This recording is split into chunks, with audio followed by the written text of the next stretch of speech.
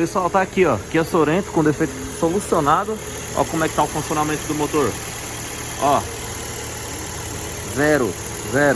Chegou com barulhinho, chegou de outra oficina pra gente consertar um barulhinho que ela tava no motor, né? Um teczinho. Não era cabeçote, né? Que nem vocês viram aí. Não era cabeçote. Era defeito de montagem. O pessoal tentou economizar nesse motor aqui e não tem como economizar. Quando você tá se tratando de um Kia Sorento, uma Fiat Fremont, uma BMW, não tem como economizar nesses carros importados, pessoal. Se fosse um Ford Ka, um Gol, beleza. Mas nesses carros aqui tem que comprar as peças de melhor qualidade, porque senão não fica bom, tá?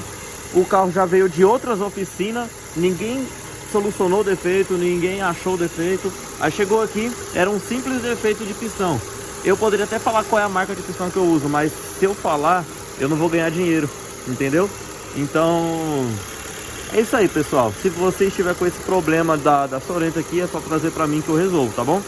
E faça aquele orçamento e a gente faz retífica completa se precisar também, ou motor standard, como o cliente preferir, né?